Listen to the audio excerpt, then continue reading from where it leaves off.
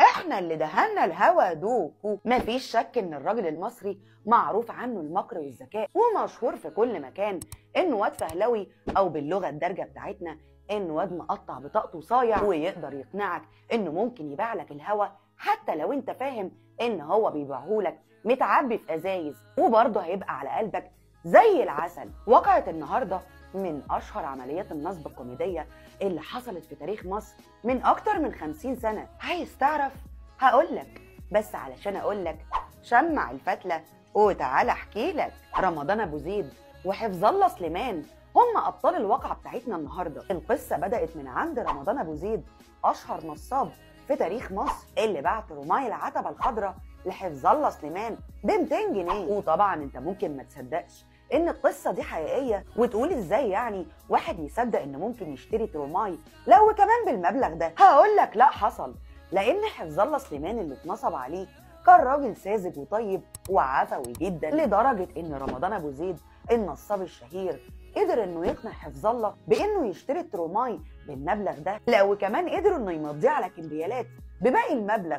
تخيل المسخره. ما هو اصل رمضان ده كان نصاب ادرجي، ودي ما كانتش اول عمليه نصب ليه. المهم يا سيدي، علشان ما اطولش عليك، رمضان ابو زيد وحفظ الله سليمان كانوا واقفين في شارع القصر العيني مستنيين الترام، واول لما ظهر رقم 30 على الترام اللي وصل ركبوه الاتنين. طبعا رمضان بيه فضل يفحص ويمحص في الراجل ويجس في نبضه علشان يعرف هو كان جاي مصر ليه. ولان رمضان كان ذكي جدا وحفظ الله كان راجل هليلي وعلى الله حكايته، فتسرسب في الكلام قدامه انه كان جاي مصر علشان يدور على شغل بعد ما ساب قريته، فاخد بعضه بفلوسه وجه على مصر علشان يبدا حياه جديده ويحقق احلامه، ويا ريته ما حققها. طبعا رمضان كان بيحاول يكسب ثقه اخينا، وبدا انه يعرض عليه اكتر من وظيفه، الا ان حفظ الله كان بيرفضها. وفي اثناء رغيهم مع بعض التروماي كان بدا يتزحم جدا، فاخينا حفظ الله اللي كان جاي من ارياف ما كانش متعود على الكلام ده،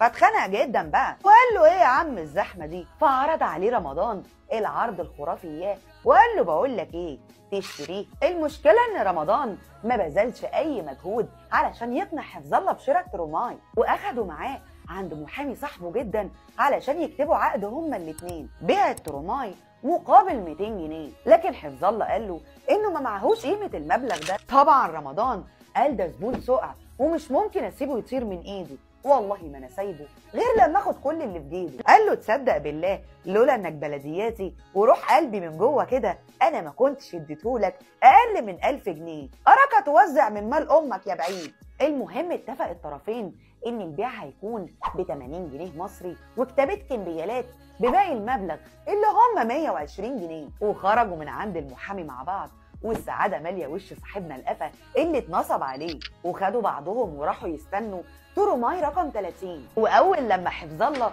شاف التروماي جاي من بعيد قعد يهلل في الشارع ولا كانه رايح يحج في ايران. يبتليك بمصيبه قادر يا كريم، بس هتكون اكتر من المصيبه اللي انت فيها. المهم يا اخويا الاتنين راحوا راكبين التروماي، وصاحبنا النصاب اللي هو رمضان راح لازق للكمساري واداله قرش ساغ، اللي هو كان وقتها اصلا تذكره الترام كانت ب 8 مليم، وطلب منه انه ياخد الباقي بس بشرط انه ياخد باله من صاحبه اللي جاي من الارياف لانه ما يعرفش حاجه وهينزل اخر الخط. والله يا اخويا ما حد عارف ده كان خط ولا كارت. اللي يغيظك ان الكمساري شكر رمضان على القرش اللي اداهوله، وصاحبنا القفا اللي اتنصب عليه قاعد فاتح بقه وبيريل من كتر الثقه. ما هو خلاص اشترى التروماي من صاحبه وبقى من ذوي الاعيان وبقى صاحب تروماي قد الدنيا. خد بقى الحته الكوميديه دي، قبل ما ينزل رمضان من التروماي قام طبطب على كتف حفظ الله وقال له انت هتنزل اخر الخط، وقبل ما هتنزل هتطلب من الكمساري كل اللي حصله من ركاب التروماي. وقام رمضان مزعق بصوت عالي وقال له وتطالبوا بكل الفلوس يا اما نلغي البيعه. اصل احلى من الشرف مفيش. طبعا اخينا حفظ الله هزله راسه على انه موافق على كلامه. يا راجل حس على دمك بقى، ده الركاب نفسهم استغربوا لدرجه انهم كدبوا نفسهم وقالوا يمكن تكون دي صفقه بيع بين اتنين قرايب على حته ارض ولا حاجه. ونزل رمضان بعد ما ودع صاحبنا اللي ادهن له الهوا دوكو، وفضل مستني صاحبنا نهايه الخط ملهوف يا قلب امه طبعا، وراح قايم للكمساري بصوت عالي وقال له هات. فرد عليه الكمساري مستغرب قوي بقى وقال له الله اجيب ايه يا عم الحاج؟ قال له يا عم انجز هات. الكمساري استغرب اكتر وقال له اجيب ايه يا اخينا؟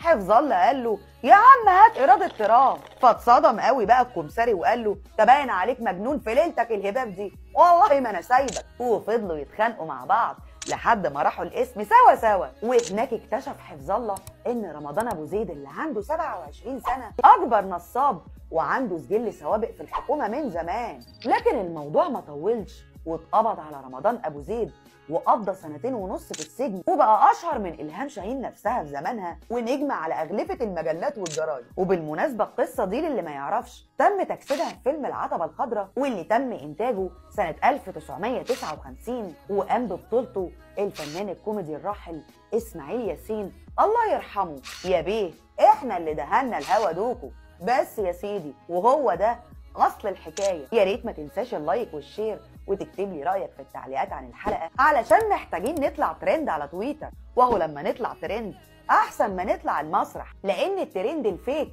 ممكن يوديك ودي.